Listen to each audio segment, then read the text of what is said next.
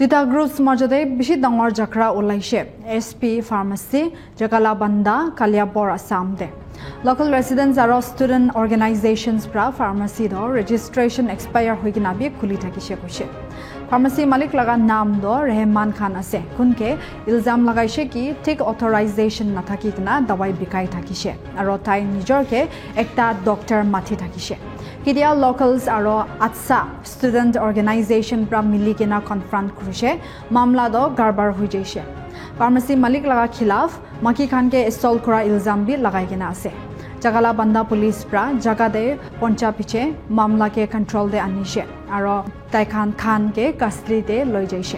khan khilaf aro dusra ilzam lagi kena thaka do tai pra ekta journalist ke biya part of kurise মোৰ দোকানত আহি পেলাই direct আক্ৰমণ কৰিছে কোনে আক্ৰমণ কৰিছে এই কামাল হাসান আৰু তেওঁৰ ওয়াইফ আহি পেলাই মোৰ দোকানত কিবা বেলেগ পুৰণা ইস্যু লৈ পেলাই সিহঁতে ইস্যুটো মই ভালকে বুজিও নাপালো আগতে মোৰ ওপৰত আক্ৰমণ কৰিছে চাক মোক কেনেকে মাৰপিট কৰি পেলাই কৰিছে কি দোকান আপোনাৰ মোৰ ফাৰ্মাসী আপুনি আক্ৰমণ কৰা বুলি অভিযোগ দিছে নাই সিহঁতে মোক সেল প্ৰটেকচন লাগিব অনুজ্ঞাপত্ৰ এক্সপায়াৰ হৈছে বুলি না অনুজ্ঞাপত্ৰ এক্সপায়াৰ নহয় নহয় এক্সপায়াৰ আমি লক্ষ্য কৰিছো অনুজ্ঞাপত্ৰ এক্সপায়াৰ নহয় ফাৰ্মাসিষ্টৰ ৰেজিষ্ট্ৰেচন মানে ৰেজিষ্ট্ৰেচন যেটো থাকে সেইটো এক্সপায়াৰ হৈছে কিন্তু মানে ড্ৰাগ লাইসেন্স এক্সপায়াৰ নহয় আপুনি মহিলা গৰাকীকো নাই মই খালি মই হিচাপ মানে ঠেলা দি বলাইছো যে মোক মাৰিব আহিছে না মই ঠেলা দি খালি নিজৰ সংগঠনৰ বিষয়ভাৱে মিছা কৈছে বুলি আপুনি কয় নেকি সংগঠনৰ বিষয়ে মিছা কৈছে মই কথা কৈছে এটা আপোনালোকে অলপ তদন্ত কৰিলে সব ওলাই যাব মই আপোনাক ডকুমেন্ট সব দি দিম কি আছে আপোনাৰ নামটো কি আছিল মই সফিউৰ ৰহমান খান আপোনাৰ ফাৰ্মাচিৰ নামটো নিউ এছপি মেডিকলছ জখলাবন্দা আজি মানে ৰাতিপুৱা মই আমাৰ কলিয়াবৰৰ এছডিবিও ছাৰৰ তাত এওৰ ফাৰ্মাচিৰ ওপৰত এটা মই অভিযোগ দিছো এই বেলাইটো সব ৰিসিভ কৰি শিল মাৰাই আনিছো ৰাতিপুৱা তো অভিযোগত কি আছে অভিযোগটো হ'ল তেওঁৰ যিটো ফাৰ্মাচি ইয়াত চলাই আছে এছপি মেডিকলছ তেওঁ নিজে ফাৰ্মাচিষ্ট হয় তেওঁৰ ম্যাদ ডিসেম্বৰ মাহতে গুচি গ'ল মানে আৰু আমাৰ ফাৰ্মাচিত 1940 ক্লিয়াৰ লিখা আছে যে যদি ভ্যালিড ৰেজিষ্ট্ৰেচন নাথাকে তেতিয়া তেওঁ মেডিসিন ডিসপেন্স কৰিব নোৱাৰে দ্যাট মিন্স ইট এটা ইলিগেল ফাৰ্মাচি সেই সন্দৰ্ভত আজি এছডিবিও ছাৰৰ তাত অভিযোগ দিলো আৰু এছডিও সিভিলৰ তাতো দিয়া হৈছে ৰাতিপুৱা দি পেলাই এতিয়া প্ৰেজেন্টমেন্ট প্ৰেছৰ মানুহ লৈ পেলাই বুলি মই নিউজ কৰি দিও পাব্লিক এৱাৰনেছৰ কাৰণে আহোতে মোৰ ওয়াইফ আছিল ইয়াতে বজাৰ কৰিব আহিলে তেওঁ গৈ পেলাই কিবা তৰ্ক বিতৰ্ক লাগোতে তেওঁক মানে এনেকে গতা মাৰি দিছে গতা মাৰি দিওতে মোৰ এক হাতত এটো কাগজ আৰু এক হাতে মই তাক এনেকে আতৰাই দিছো কাক গতা মাৰি দিলে গতা মাৰি দিছে তাৰপিছত গৈ পেলাই মই তেওঁক সফিউৰ ৰহমান খানক মই এনেকে আতৰাই দিলো আতৰাই দিতে তাত এটা হেৰি আছে ষ্টিক এডাল আছিলে মাৰি পেলাই চাওক ইয়াত মাৰি পেলাই একদম পুৰাই মানে হাড়ি ফালি দিছে ইয়াতো কাটিছে মানে মই মানে প্ৰটেকচন দিব যাওঁতে যে মানে গৈছো এইটো ইয়াৰ প্ৰমাণ ইয়াত হাত কাটিছে ইয়াত এইটো খুলি আছে চাওক আপোনালোকে দেখা পাব আৰু এইখিনিতো প্ৰায় 3-4টা কুপ দিছে মই মানে এক হাতত কাগজ সেইকাৰণে মানে মই তাক মানে দিব নোৱাৰিলো এইখিনি কথা আৰু গতিকে কলিয়াবৰ পৰা মই অনুৰোধ জনাও এই ধৰণৰ আৰু তেওঁৰ নাগৰিকত্বলৈও সন্দেহ আছে তেওঁৰ বাপেক আপোনাৰ সন্দেহযুক্ত বাংলাদেশী আছিলে 1960 তেওঁ একচুৱেলি হ'ল মৰিয়াবাৰী বেচামাৰীত আৰু এই কথাটো আমি কিছুদিন ধৰি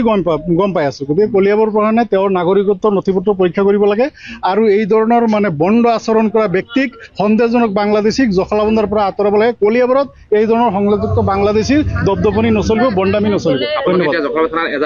এতিয়া জখলাবন্দা থানাতো এজাহাৰ দিছো আৰু ৰাতিপুৱাতো তেওঁৰ ফাৰ্মাচিৰ ওপৰত অলৰেডি অভিযোগ দি আহিছো বাকী ইনকুৱাৰী নামটো কি আছিলে তেওঁৰ নাম সফিউৰ ৰহমান খান ফাৰ্মাচিৰ নামটো এইটোৰ নাম হ'ল আপোনাৰ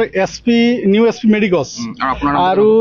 আৰু এটা আছে তেওঁৰ চিকনিত গড়ৰ আগফালে চাওক এই জংগলৰ মাজতে হোলচেল লৈছে লৈ পেলাই তেওঁ কি কৰে ইয়াত যিমান মানে গেলামাল দোকান আছে তাত মেডিচিন বিলাক সাপ্লাই কৰে তাৰ অনুজ্ঞাপত্ৰ আছে বুলি গম পাই না সেইটো অনুজ্ঞাপত্ৰ আছে কিন্তু হোলচেল লৈ পেলাই নন লাইসেন্স ফাৰ্মাচিত মেডিচিন সাপ্লাই কৰাটো ইলিগেল আৰু ইনভ্যালিড ৰেজিষ্ট্ৰেচন দি ফাৰ্মাচি মেডিচিন ডিসপেন্স কৰাটো ইলিগেল আপোনাৰ নামটো জনাব মই ডক্টৰ কে হাসান আসাম ৰেজিষ্টাৰ্ড ফাৰ্মাচিষ্ট ইউনিয়নৰ চেয়াৰমেন ঠিক আছে ইয়া জখলাবন্দা যিটো ফুল মাৰ্কেট এছপি মেডিকলছ যিটো ফাৰ্মাচি হয় তেখেতৰ মানে বহুত দিনৰ পৰা অভিযোগ এটা আছিলে যে তেওঁ বেলেগ এজন মানুহক মানে কিবা চেলেং লেংগুৱেজ কিবা ফেচবুক পোষ্ট এটা কৰিছিল আৰু জীৱ জন্তু লৈ মানে মানুহ এটাক তুলনা কৰিছে জীৱ জন্তুৰ লগত ঠিক আছে তাৰ কাৰণে আগতে সেইটোৰ কাৰণে মানে আপোনাৰ মীমাংসা হৈছিলে তেতিয়া তেওঁ মানে হাতে ভৰিয়ে ধৰি আপোনাৰ ক্ষমা বিচাৰিছিলে আজি একেটা ঘটনা মানে বাৰম্বাৰ এজন মানুহক মানে হাৰাশাস্তি কৰি আছে ব্লেকমেইল কৰাৰ দৰে হৈ আছে আৰু আজি দেখি পাইছো মই অসম ছাত্ৰ সন্থাৰ পৰা আহিছো কলিয়াবৰ শাখাৰ পৰা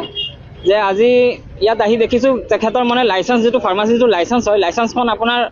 ম্যাদ উকলিছে আপোনাৰ 2024 ডিসেম্বৰ মাহত তেওঁ মানে প্ৰতি মাহে কি হৈছে ফাইন দি মানে লাইসেন্সখন মানে ৰেনু কৰোৱা নাই ফাইনটো দি আছে আৰু ফাৰ্মাচি তেনেকুৱাই চলাই আছে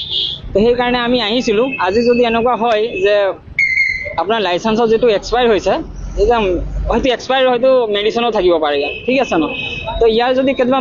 পেচেণ্টে যদি খাই যদি কিবা হৈ যায় তাৰ দায়ী কোন হ'ব মানে সেইকাৰণে আমি আহিছিলোঁ আৰু তেওঁ মানে যি কৈছে যে মহিলা মানুহৰ ওপৰত হাত উঠাইছে, আমাৰ সংগঠনৰ আমাৰ ল'ৰাৰ ওপৰতো হাত উঠাইছিল, কেতিয়া উঠাইছিলে? এই অলপ আগতে উঠাইছিলে। তো সেইকাৰণে আমি আহি অলপ আৰু আৰক্ষীক জনালোঁ, আৰক্ষীয়ে তেওঁক লৈ গৈছে। তেওঁৰ নামটো কিবা ৰহমান আছিলে নেকি, SP মেডিকেলছ যিটো জখলাবন্ধা ফুল মাৰ্কেট হয়, স্বত্বাধিকাৰী তেওঁ।